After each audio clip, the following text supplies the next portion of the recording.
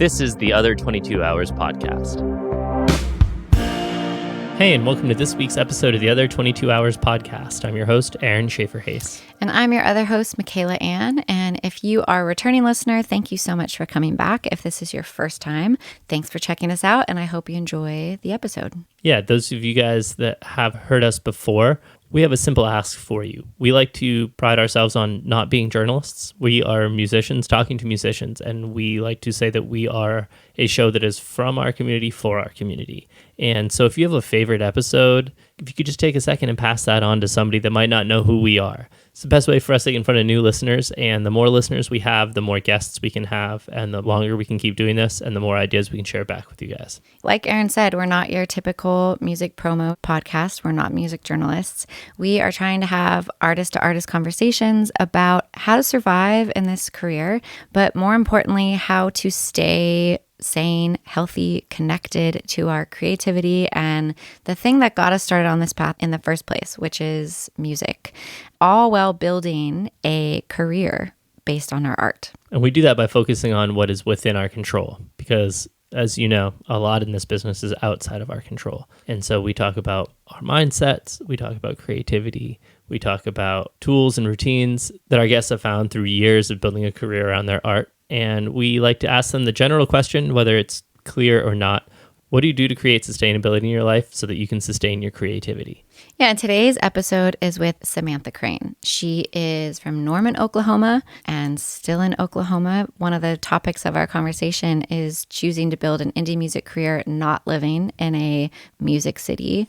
And how that can be both a blessing and a curse. She brings up a previous episode that we had with Michaela as a guest, with Aaron Ray, Kelsey Walden, and Caroline Spence, where she mentions that she didn't have a group like that. And so she didn't know to ask questions and didn't know what was normal and what was not. Yeah, I think this episode with Samantha is a really great exploration of growing up through the music business. She started touring when she was 19 years old, and it's really cool to hear where she's at right now in a really self-empowered place in her work and her career, which is exciting. And as a fan, I've listened to her music for a long time. I still remember the first time I listened to her record, probably 15 years ago. I'm so excited to see what she continues to create.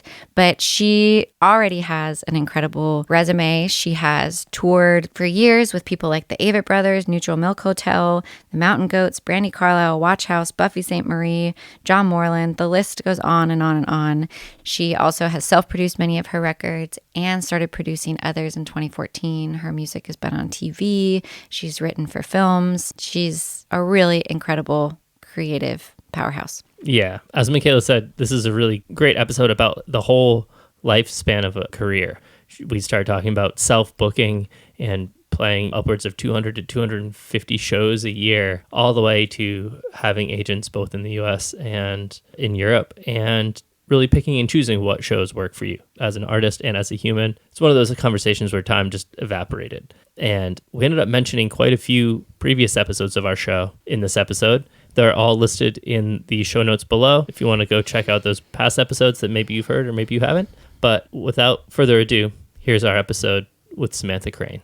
Thank you for being here. It's crazy to me that we've never met in person, because I think we have a million mutual friends and have probably toured with a lot of the same people. I think you've toured with Courtney and Bonnie Late Horseman and Watch House.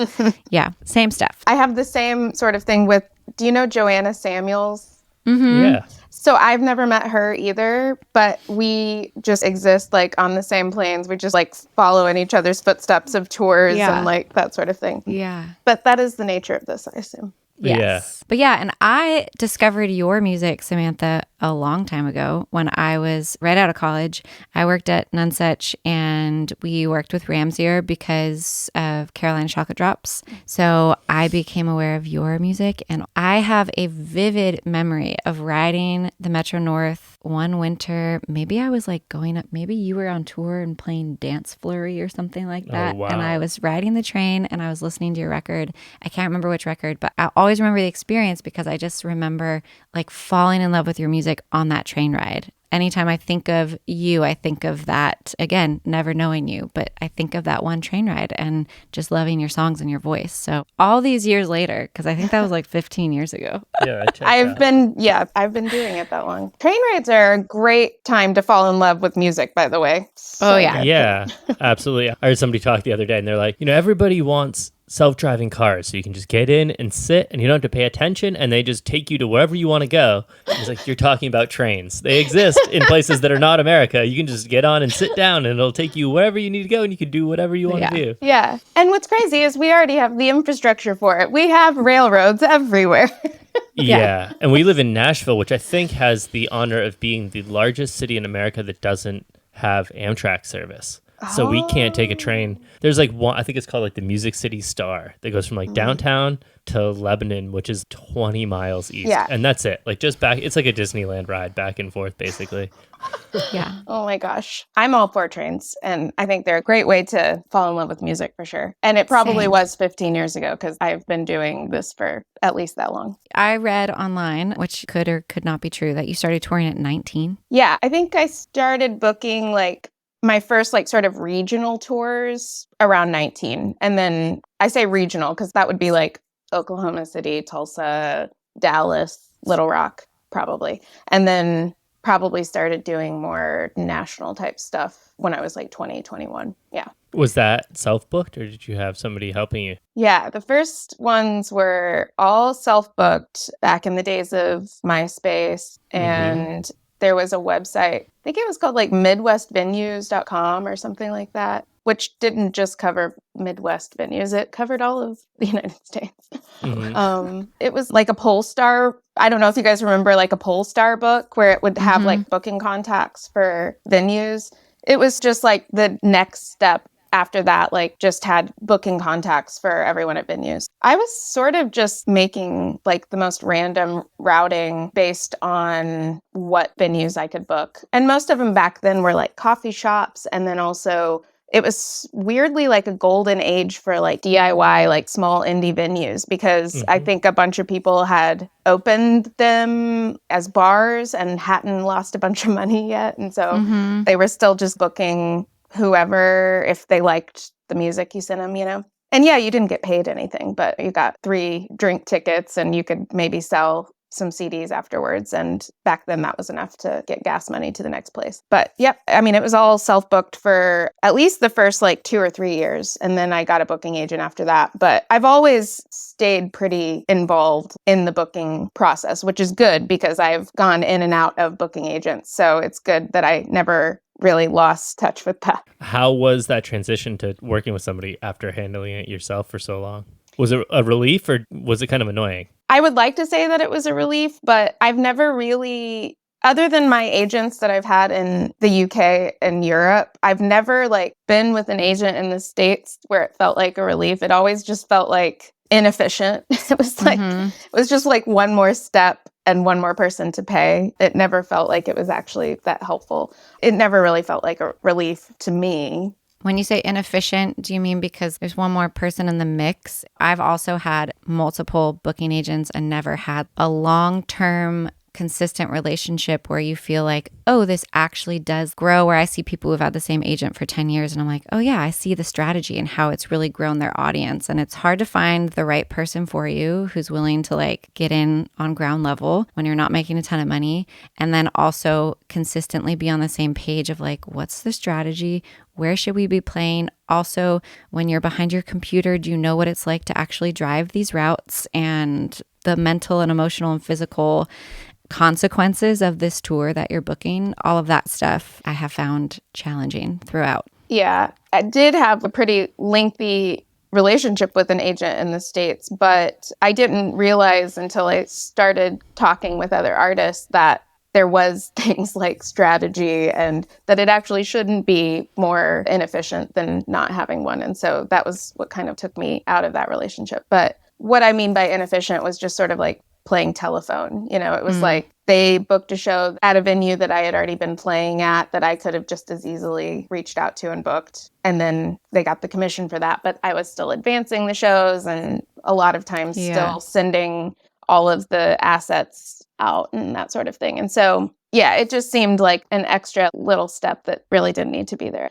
That's just my experience. I kind of like am a slow learner with a lot of this stuff. And because I think I was always really scared to ask questions when I was younger because I didn't want it to seem like I shouldn't be there or something. Yeah. And also just being like a woman in the business, you just already are on like high alert of just needing to look like you know what you're doing and not wanting that vulnerability to creep in so someone can like say something hurtful or something to you. But yeah, I think I just learned fairly slowly because I was scared to ask questions a lot whenever I was younger in the business side of things. But I started working with a label in the UK right before the pandemic, and it's run by a woman who's also a musician named Lucy Rose. And she opened my mind to the beauty of asking questions and just saying when you don't know something and asking for help and not assuming things. It has actually, just on like a career standpoint, which I don't view as the totality of success in my life. I don't view like career numbers, the totality. I view like the work that I'm making as equally important. But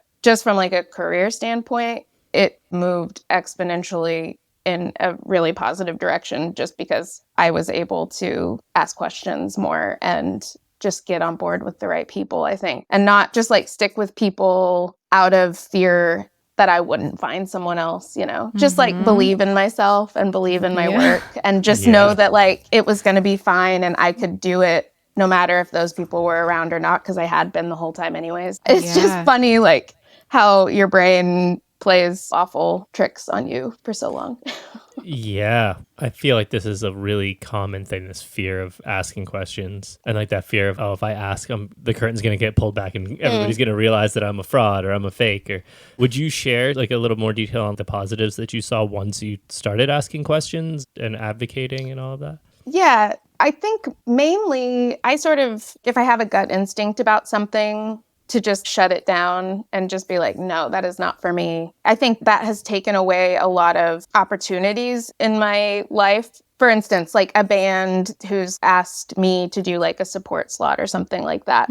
And me just having like one idea of what that band sounds like and what those fans would be like and thinking that I wouldn't really fit in that atmosphere. And just that being like presented to me and then just shutting it down. I've done that on numerous occasions when I was younger for bands that ended up being really successful that in another world, if I would have gone on that tour and somehow would have formed a relationship with that person or something, could have changed the trajectory of what's going on. Whereas now I feel like I'm way more just like open to ideas. If someone presents me with an idea, just to be like, tell me more about that. Tell me more about what does this look like? And it just gives me more information to make a decision rather than just like shutting things down. So it just like makes me more open. I always like consider myself to be a very open-minded person, but I guess for whatever reason, I've just been so self-reliant and so independent in my career this whole time. It's made me very protective of myself and my who I think that I am and like what my personality or my value set is like within the music industry. And I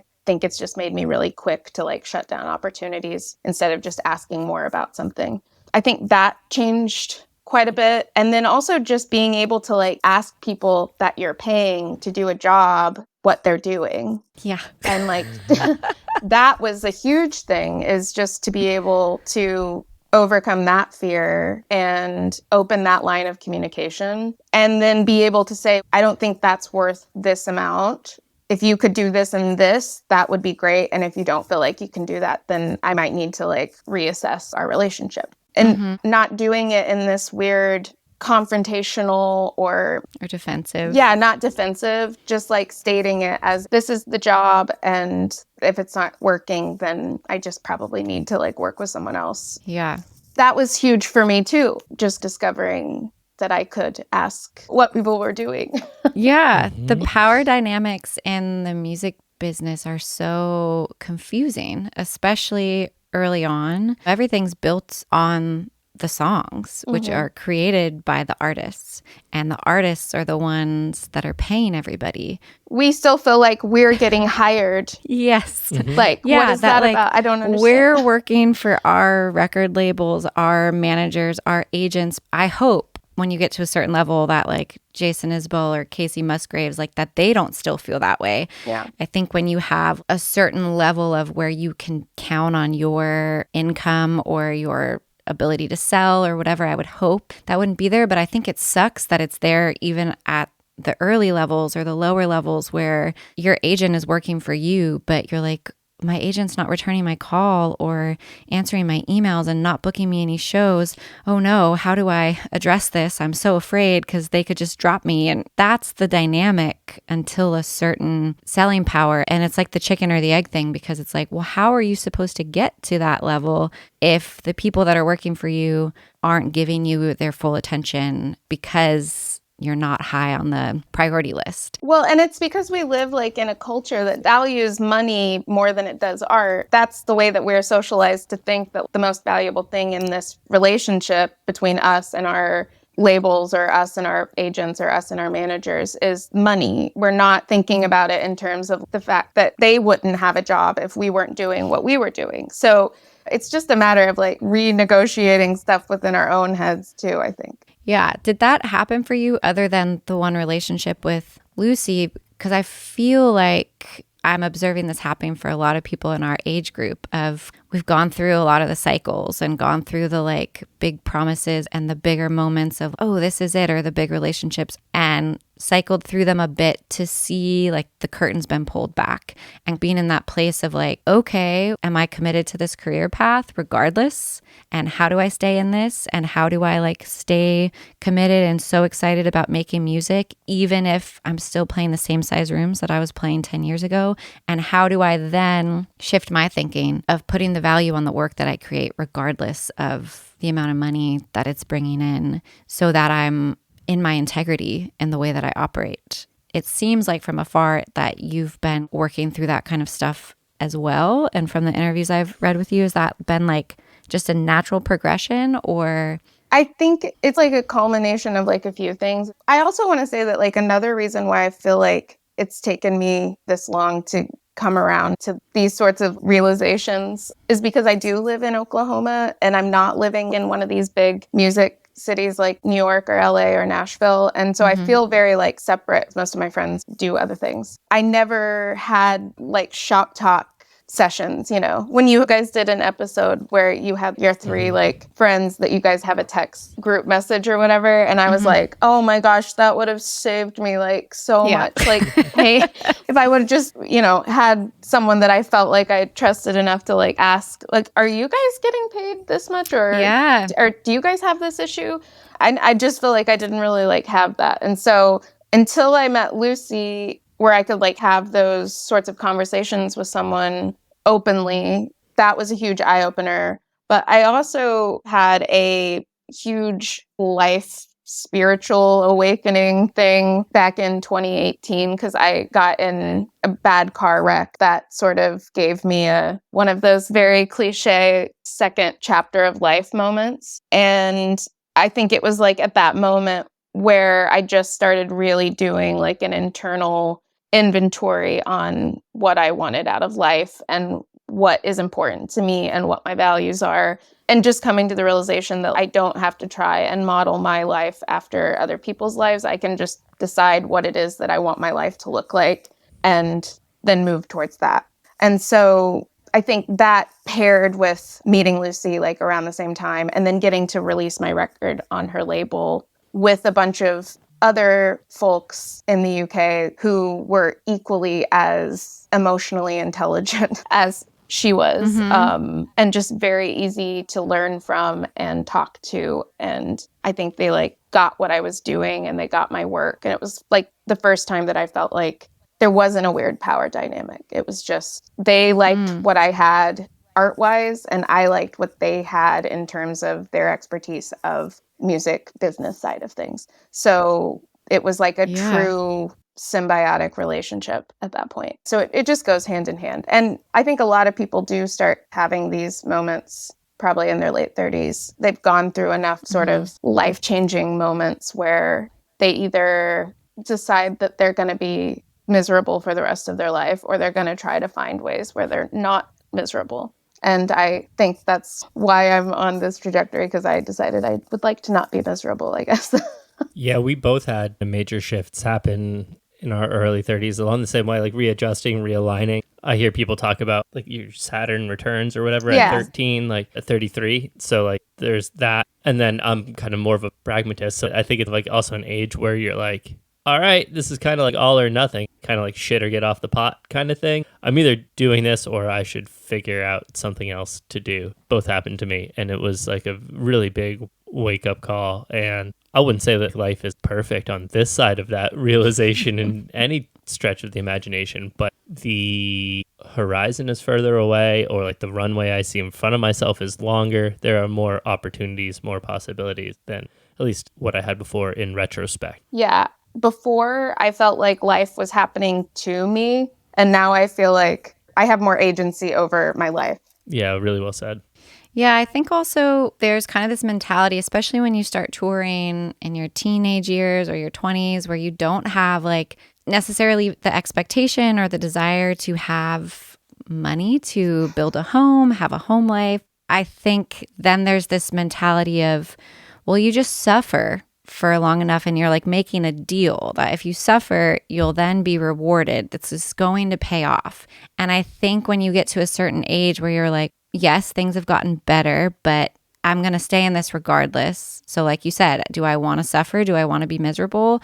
Or how do I change the things that are within my control of my approach of just being like, well, I'm not fucking around anymore. I'm still doing this, but I'm going to build a good life. I teach vocal technique and I do songwriting coaching, and I have students that are professionals that are like in their 20s, and the conversations that we have, you know, they're like, is this what I'm supposed to be doing? Just like expected to just rack up a bunch of debt and go on tour. And like, I'm told that this is going to pay off, but what if it doesn't? And that's kind of like the motivation of these conversations. One, helping people know that they're not alone. And also, my opinion is that the music industry and like the touring industry and the things that we accept are pretty broken. And I don't know what the other way is. Like, I'm not going out there trying to like restructure everything or make massive change, but I just feel like it's not the way that I want to keep promoting or accepting. 100%. Yeah. I think what's going on is within the artist communities, you've got a return to what like the values of like true artistry was before it became basically just like another wing of capitalism, because we're starting to recognize that art probably shouldn't be listed right next to a taco truck or something, or, you know, some sort of like, maybe taco truck's a bad idea because a taco truck could be very like artistic and creative. Maybe something more like Target or something like that. Yeah, what you're saying, that's just like, I don't want to sit here and go into like hundreds of thousands of dollars of debt and just hope that it's going to pay off, especially now when the market is like so oversaturated because it's so easy to like promote yourself and get your stuff out. It makes it that much more of a small chance that you're going to see any real like financial return on that. Mm-hmm. So I really like this podcast because number one, it makes me, first of all, thank you for letting me be on this podcast, because I've been on many a walks and many a drives listening to this. Thank you. Because Thank you. Like I said, being out in Oklahoma and not being able to have conversations about this kind of stuff, I do feel less alone hearing everyone else talk about this. But what I'm hearing is just multiple people saying, I don't care if it's not going to take me to like the highest level, because that's just not the most important thing to me. And for some people, that is the most important thing to them. And that's fine. That's a life choice. That jives more with like a capitalist business mindset, which is very American, very Western. And when I realign with myself and ask myself what's the most important things for me, like what I want my life to look like, what values I have, they align way more with something that is probably closer to my ancestors, probably something that isn't involved with a westernized capitalist society, and way more with probably artists' original values back whenever they were making paintings in their little tiny shacks for months on end without any money, any food, drinking paint water or whatever. Mm-hmm. So I'm just interested to see where it goes. I've seen a resurgence in like people joining musician unions. So like hopefully we can end up in a place where we have some sort of bargaining power. You mentioned earlier that you noticed the difference of not living in a major music city, being LA or Nashville or New York. And one thing that we love about this show is being able to show that there's no one right way. And I speaking for us, like, you know, we lived in New York City for 12 years. We've only lived in music cities and have felt the pressure and like there's no other option. We've now realized that there are multiple options, but we have community here and we're here at the moment. But you've been able to build a really substantial career not in a music city. Can you share some of how that has happened? I would assume it'd be persistence and a lot of hard work.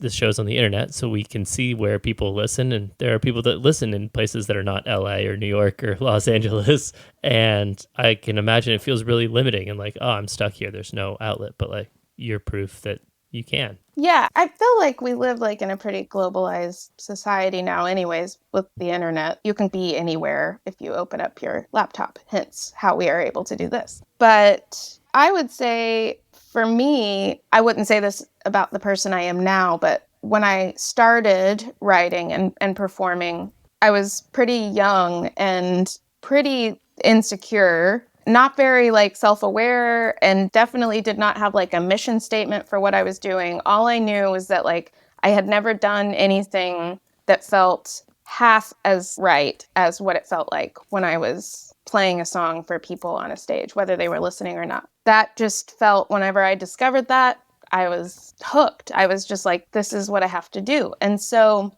I think it would have almost been a detriment to me, I think, if I would have gone to a music city, if I would have seen people that had years and years of experience, mentors, boatloads of self-confident, self-assured like behavior and just loads of talent, I think it would have just knocked me off my butt. So I feel like naivety has worked way in my favor, just like being here and not really knowing what other people are doing all the time. Like, yes, I have access to the internet and I have social media and stuff, so I do know what else is out there.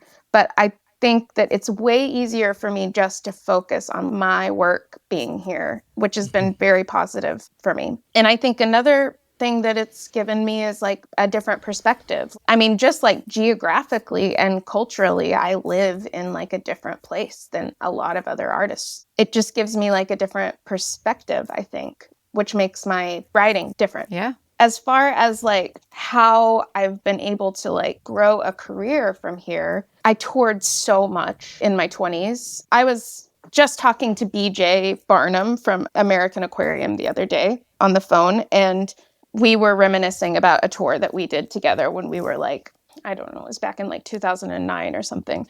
Back then, he still tours this much, so I can't speak for him, but we were both touring like 200 shows a year or something. It wouldn't have mattered where I lived at that point. You know, it was just like, I had all the meetings that I needed to because I was in New York or LA or Nashville or London or Berlin at least 5 times a year. Yeah. Before Zoom was like the norm, I was always going to be in someone's city. So I toured so much and just didn't let myself.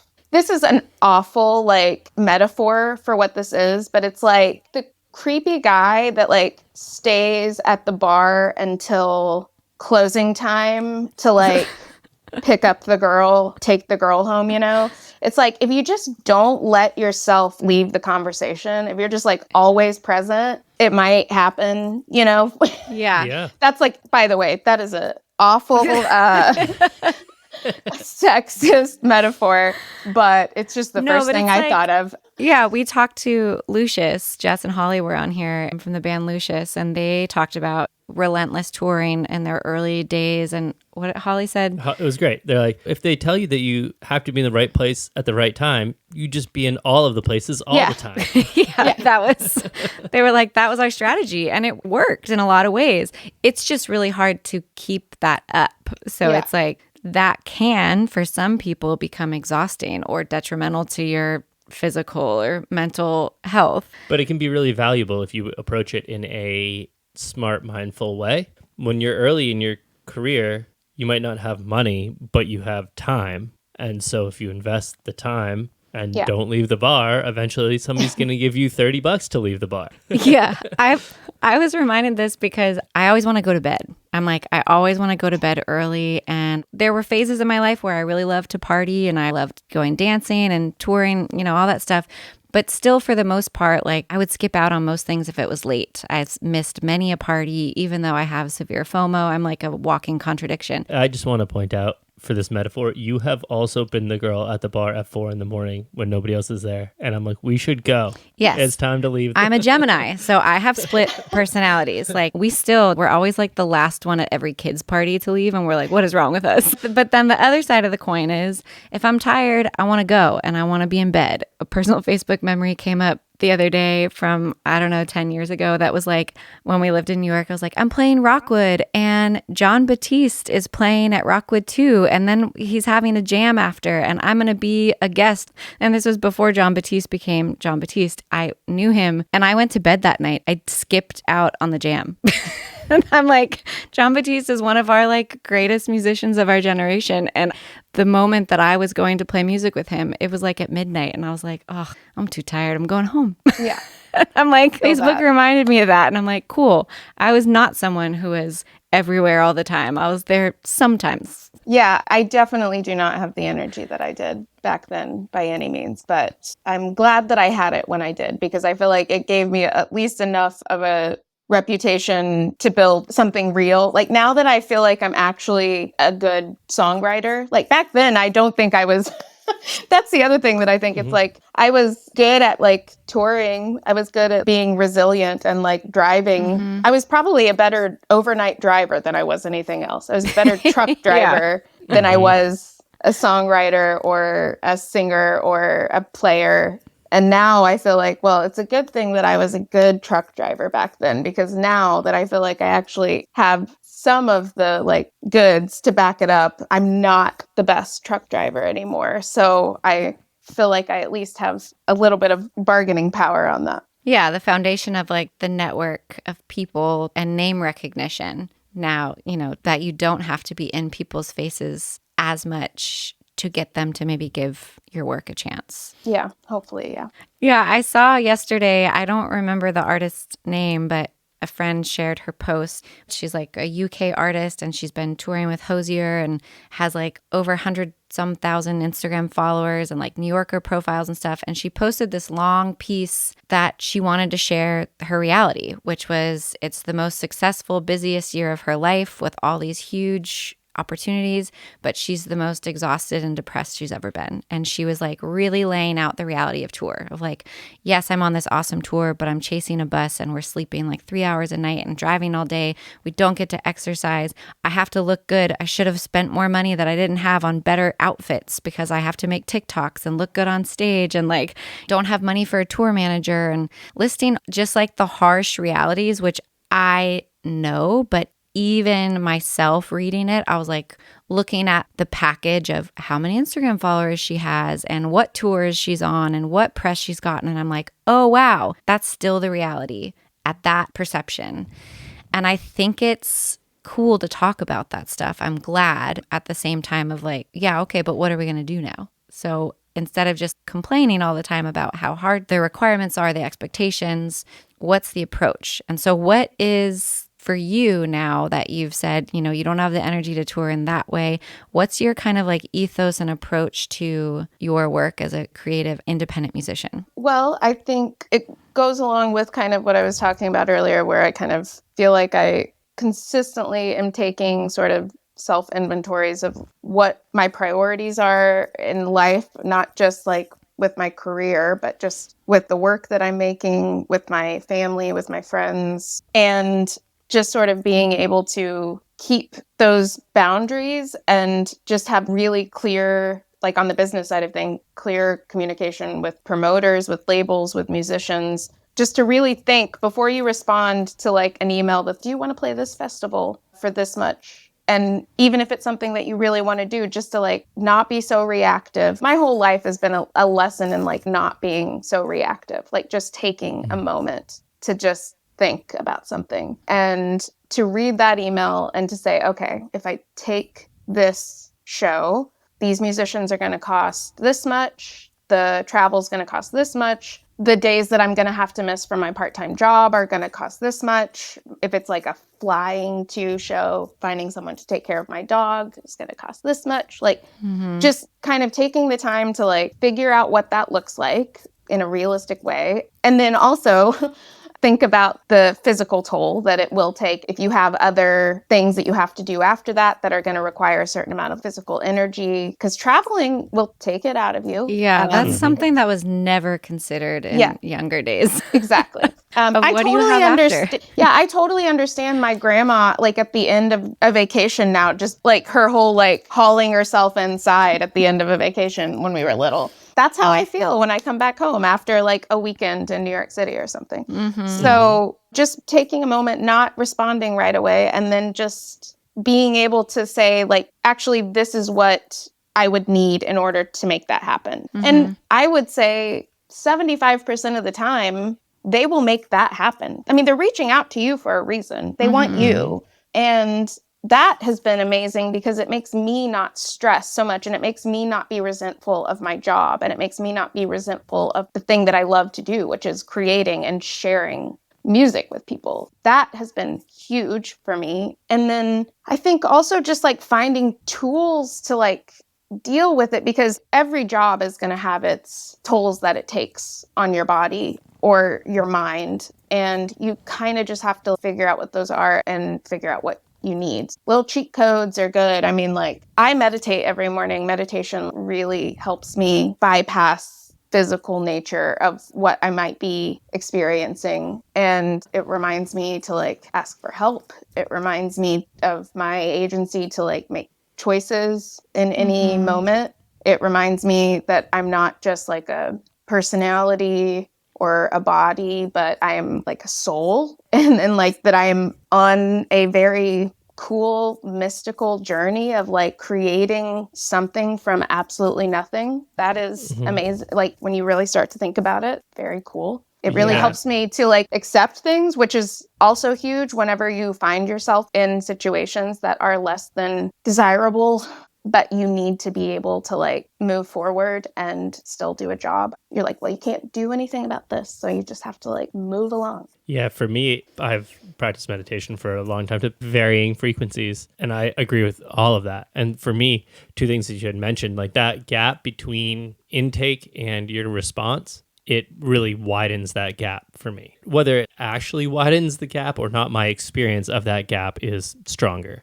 And so I can really be like, what is my response to this? And then in terms of discomfort, like you said, for me, that place that I go to, like when I meditate, whether it's, you know, being aware of my consciousness, is a pretty calm place, or at least predictably steady place. And more frequently that I'm meditating, the more that I'm using that muscle, I'm able to tap into that in times of discomfort and be like, okay, this discomfort is happening to me. It is not me. I'm here experiencing this situation. Yeah, the discomfort thing is huge, because that actually might be the biggest thing that I get from it, is just learning how to live with discomfort.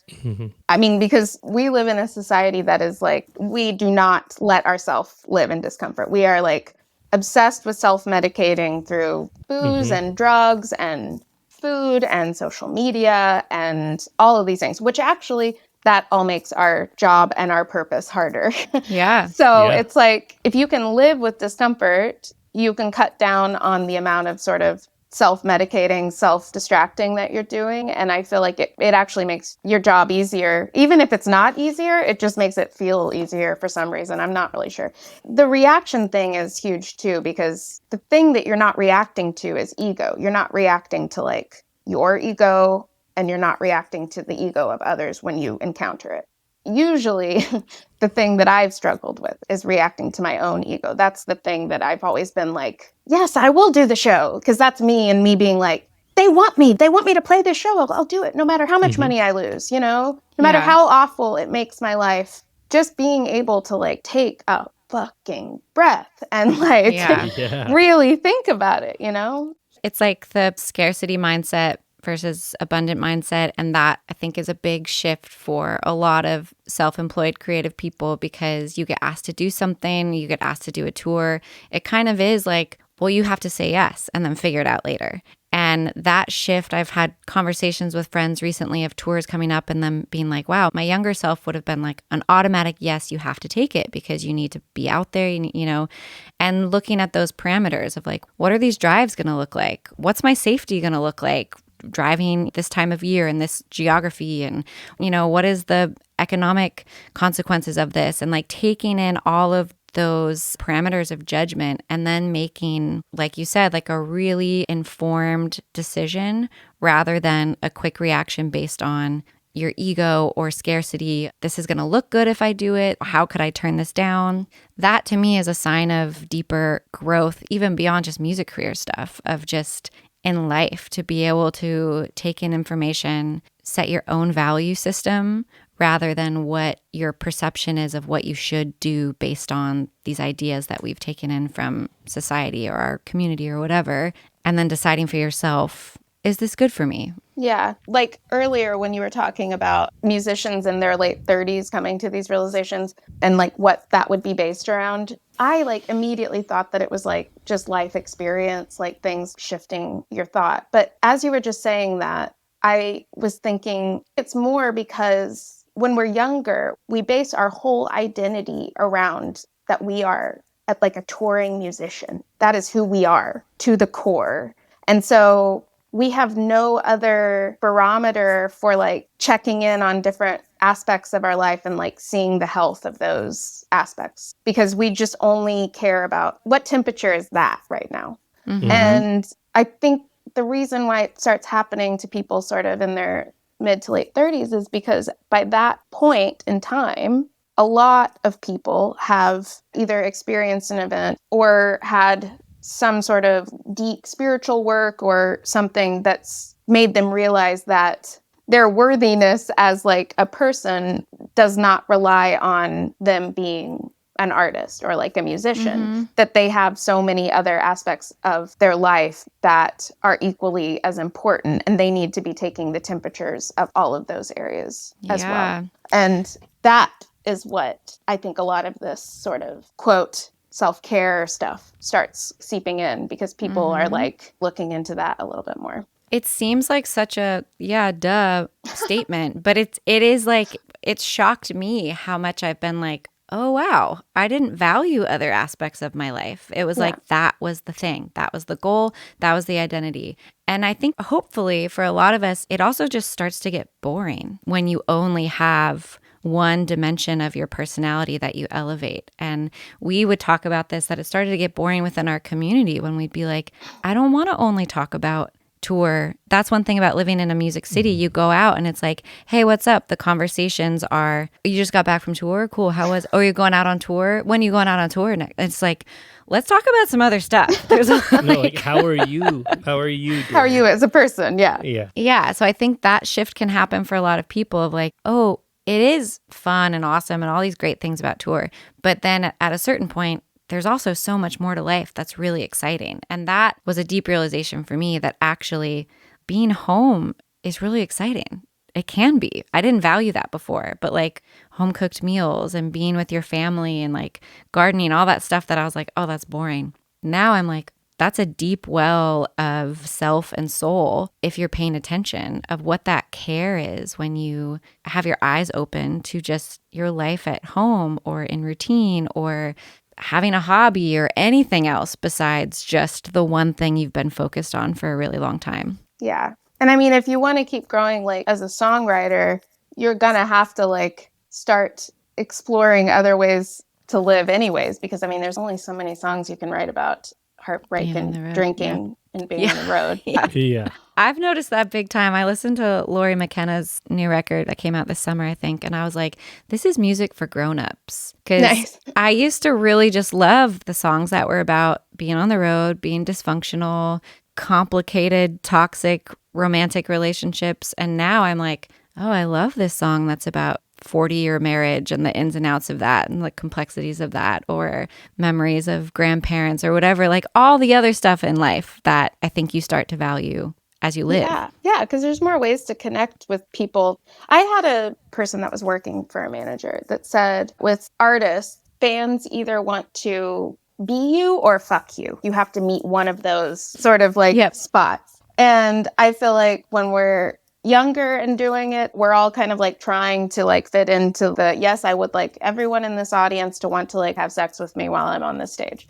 But then when you enter into the next stage of your life where you're having more nuanced experiences and coming into contact with different kinds of people and different things are popping up, this is your chance to connect with people on a different level.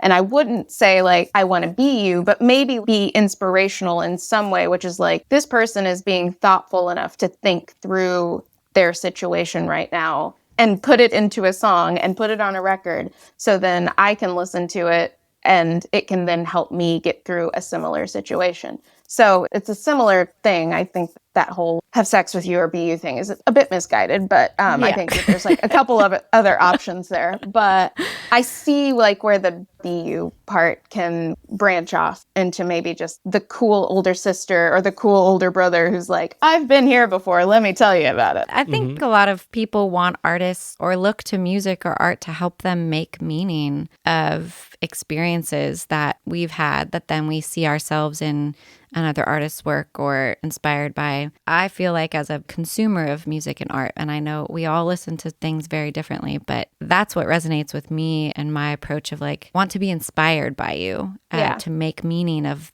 these experiences that we all have as humans. Yeah. 100%. You said something earlier in our conversation that I wanted to make sure that we grabbed. And you said when we were talking about like the commodification of our music and our art and finances and all of that. And you mentioned that you don't judge your success based on financial numbers or numbers like that. You've shifted to be able to focus on like your output. I'm totally paraphrasing what you said, but can you tell us more about that? Yeah, I think for whatever reason, probably largely tied to me just sort of revisiting where my priorities are, where my values lie. Early on in my career, I was just I don't think I was ever like overly concerned with making like a pop hit or something like that. But I think always in the back of my head, I was thinking like, I need to be making something that is going to be able to fit in the Americana world, you know. Even though until Ramsar released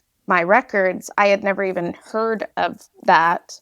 And definitely none of the music that I listened to was like a part of that. I was listening to like pop music radio and the Cranberries and Radiohead. And the reason why my music was considered folk was because the only instrument I had access to in Oklahoma was an acoustic guitar. And that's just like what I played. But I think that was kind of like the detriment to my music not really fitting into that world so much because it wasn't actually of that world. It was something else, just played on an acoustic guitar. And then on top of that, me increasingly trying to make it fit into that world because my label and my manager and all the bands that I was touring with were all kind of like existing in that world.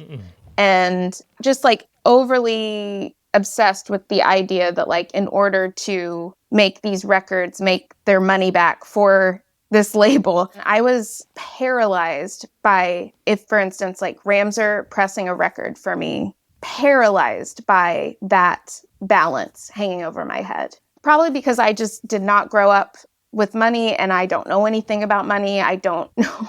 And so money just like made me very uncomfortable, and I would just avoid any talk of it or thinking about it at all costs. And so it would just paralyze me knowing that someone was like losing money by working with me. So I would just try to kind of like form my next thing that I did. Well, I'll try better next time and I'll do this. And that just like did not go well. I was just like increasingly becoming like more resentful of what I was doing and more unhappy, like really losing touch with myself as an artist, but also just like as a person and just not knowing myself. And then I think after a few records doing that, I think it probably all started happening around the same time as all this other stuff, all this other like life reckoning stuff. I just made this decision where I was like, I'm only going to make art that I want to. This is a deeply like spiritual experience for me, like uncovering the deeper parts of existence and putting them into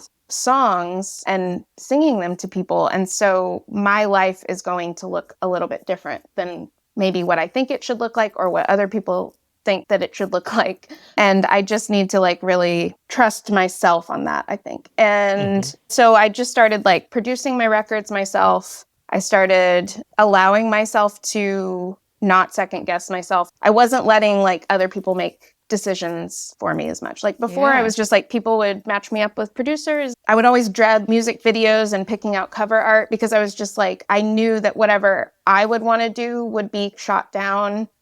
And so I just became somebody that had no opinion because I was lucky to even be there doing it. So I just became the person that made all of the decisions. I started producing all the records and not doing the actual design work, but like working with the designer very closely to be like, I want this here and this here, and like drawing little bad sketches and being like, this is what I want it to look like.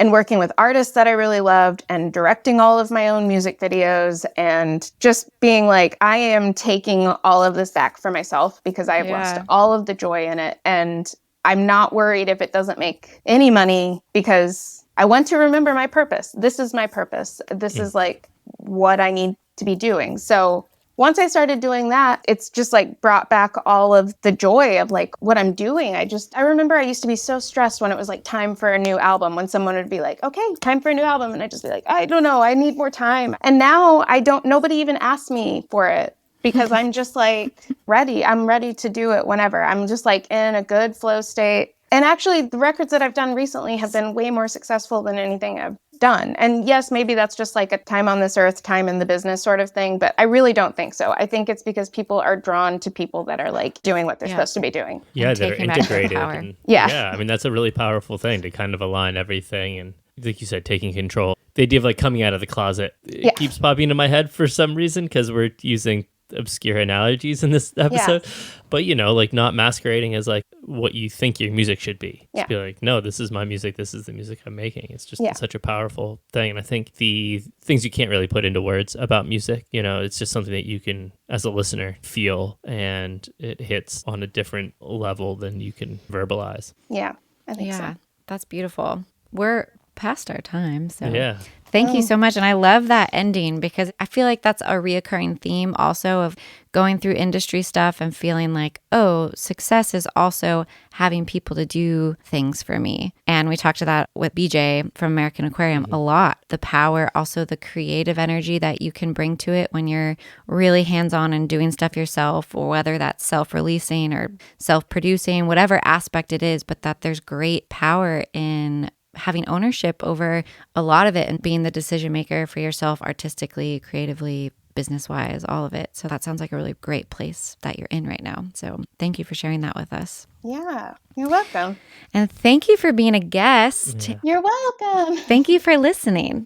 Yeah. I don't know if I'll listen to, it might be weird to listen to my own episode. Just folding my laundry, being like, oh, I wonder what she's going to say. Michaela listens to the episode every week. I listen because I do like the quality control, like after our editor edits it and all of that. But I don't listen to it once it's aired. Yeah, but I've heard every Wednesday morning it airs and I take our daughter to daycare and then I go to the gym and I go on the treadmill and when I listen to the episode. But it's so fun for me to listen because I'm not paying attention as much to us, and I really ignore. It's more just fun to see how it comes together. And I think a lot of people will find a lot of great stuff in this episode. And that's for us, like constantly staying grounded in our mission of this podcast, that it's for anybody who wants to listen, but we really are focused for being something for our community of artists to try and nurture and help each other. I think it really is super helpful to just like artists that exist outside of like what the normal life of an artist is, just for them to see that there's lots of different ways to do this. And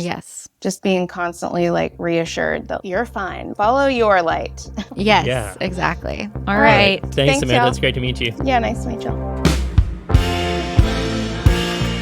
Thank you for listening to this week's episode of the Other 22 Hours podcast. You can find more info on this episode, including links to things that we talked about, by going to theother22hours.com and clicking on episodes.